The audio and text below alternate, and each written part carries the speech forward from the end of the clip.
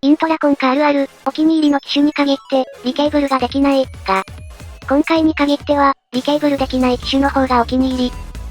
というわけで、やっこ、イヤホン買ってるかい？ふぐみかんのイヤホンレビューの時間だよ。今回紹介するのは、アンジェリアーズの傘、低価格で高品質なイヤホン、というのは、意外に多くあるもので、そういったユーザーに優しいイヤホンの一つがこの傘となる。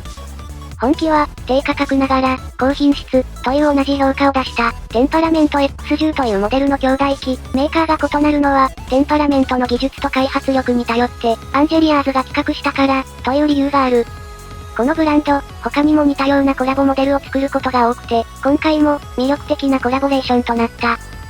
このシリーズは、付属ケーブルの取り回しが良く、金属の質感がよく出たハウジングやパーツのおかげで高級感が高い。インナーイヤーは昔からあるイヤホンで、それゆえに、シンプルな構造を採用した傘は、オーソドックスな使い勝手。ただし、インナーイヤーの装着感の、最大の壁となる、ドライバーの形状がそのまま出ている装着部分は、なだらかな形状になっていて、類似のインナーイヤーと比べても、耳に負担が少なめだった。僕はクッションパッドなしで装着するのが好きなんだけど、低価格モデルでよく使われる、リング状に樹脂部分がある作りで、そのまま装着しても、耳から滑り落ちづらく、安定感のある装着が楽しめるぞ。また、レシーバー部分が長くないので、耳の上にケーブルを引っ掛ける、耳掛け装着もやりやすい。個人的には、耳掛け装着すると、さらにタッチノイズなども減って、装着も安定して、快適に使うことができる。アンジェリアーズ傘にはリケーブルが可能な仕組みがないんだけど、付属のケーブルは、低価格帯で使われるものとしては取り回しやすく、また被膜モブ厚めで頑丈だ。ケーブル由来と思われる、音色の輪郭の甘さなどはなく、しっかりと聞くことができた。個人的に、この価格帯でおすすめなのは、他社になるけど、ナイス HCK の EB2S ほぼ一択、という状況だったんだけど、今回、傘が登場したことで、よりナチュラルなバランスなら、傘の方がおすすめ、という状況に。音色の完成度自体は、低価格帯トップだと個人的に思っている、EB2S とほぼ同レベル。加えて、傘には、低音域側が優位になりすぎないくらいのバランスが設定されており、EB2S と比べて、低音の量感や、迫力の欲しい時の爆発力では譲るものの、平常時に低音が被る、といった感覚がなく、使いやすいものとなっているんだ。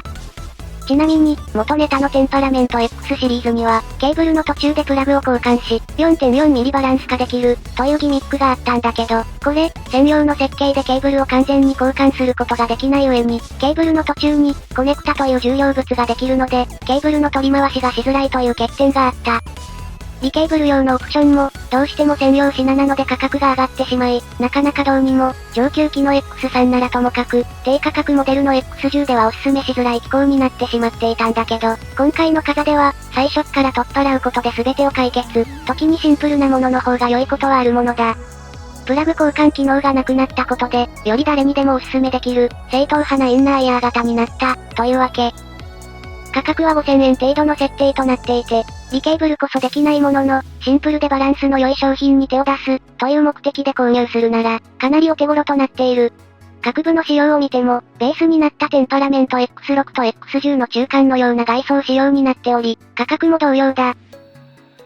というわけで、このイヤホン、良いものだったんだけど、バズらなかった、テンパラメント X10 や X6 を、より市場や実用上の実勢に合わせて、紹介をしたようなイヤホンとなっている。音質面について話していこうか。ここも、テンパラメント X シリーズで感じたものに近いものがあった。このイヤホン、派手な部分はない。一部のインナーイヤーは、高音域が強かったり、低音域が強烈だったり、あるいはボーカル帯の完成度に全力を注いでいたり、と、一つに帯域にフォーカスを当てたモデルが見られるけれど、傘は、堅実の一言に尽きる。堅実、ニュートラル、でも楽しい。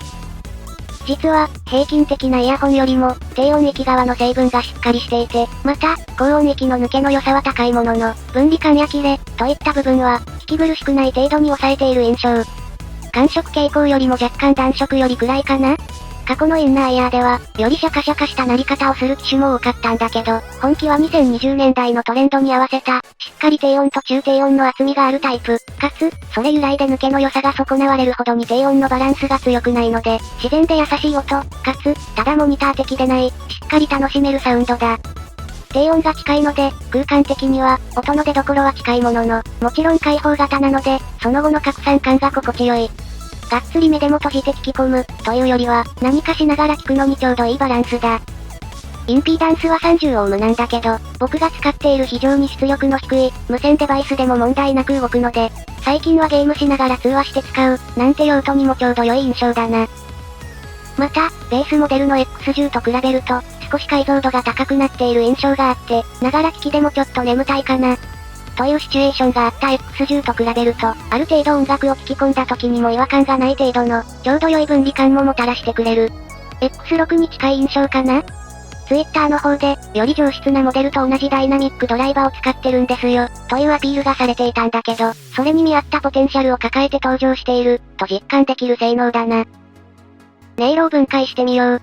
最低限の金属質感のある鳴らし方と、刺さりすぎない優しさの同居した高音域。使っていて安定感があり、柔らかめのサウンドで聞き疲れない。でも、肝心なところでは、しっかりスッと伸びる高音域も出てくれるので、ただのウォーム一辺倒ではないのが良いバランス感覚だ。中音域、やはり、イントラコンカはボーカルがその実力を示す部分は大きい。本気の場合、ボーカルは完全に主役として据えられているわけではないんだけど、しっかりと量感と抜けの良さの両立ができており、変にエフェクトがかかっている感じもない。人の声が、話し声でも歌い声でもしっかり聞きやすく、妙に乾燥していないので、ボーカル曲にもおすすめだ。EB2S は、より楽器重視で、中低音域の方が優位になる場面もあるんだけど、こちらの風に関しては、この干渉が起きる機会が少ない。ボーカルを中心に聞きたい場合は、風の方が有利なシーンがあるかもしれない。迫力なら EB2S だ。そして低音域。衝撃力のあるサウンド、とまではいかないものの、しっかりと臨場感を感じさせてくれる、ウォームもできる低音域だ。扱いやすく、どんな鳴らし方でも破綻しづらい。このモデルのようなバランスは、なんと500円以下から出ている、ゼンハイザー製のイヤホンのクローンモデルでも実現しているものの、風とそれらを分けるのは、複数の音が鳴った時の響きと、元々の解像度。特に、重複して音が鳴っている時には、低価格モデルの樹脂ハウジングは内部で響きを起こすため、音が膨張し、それらの音が悪い意味でよく混じってしまうんだけど、風はそれらの音をよくまとめながらも、バランスとしては、成立したまま、程よい解像度と分離を保ってくれる。ここの心地よさが、風くらいが良いのか、それとも、より音がまとまる X10 の方が良いのか、それともさらに音が混じる低価格モデルが良いのかは個人の好みによるところだけど、個人的には、やはり風のポテンシャルを感じる部分だった。というわけで、風、良いバランスになっている。テンパラメントシリーズは、その独自構造のせいで、ちょっと手が出しづらい。という、日本市場から見た見え方、という問題があったんだけど、風は標準的な仕様と、外観的に受けの良い仕上げを組み合わせたことで、より初心者でも手の出しやすい、おすすめできるモデルになったと思う。残念ながら、アンジェリアーズ関連商品は Amazon に必ず入るとは限らないので、現在最も簡単な入手方法が海外通販を利用すること、となってしまっているんだけど、それを乗り越えても欲しくなる、ポテンシャルのまとまり方だ。イントラコンカは古き良き、時代遅れなイヤホンと思うかもしれないが、カナルとは全く異なる魅力を持っている。ぜひ一度、挑戦してみてほしいジャンルのイヤホンだぞ。といったところで今回はここまで、初心者向けのイヤホンが増えすぎて初心者向けの情報量じゃなくなっているのが、最近の悩みだ、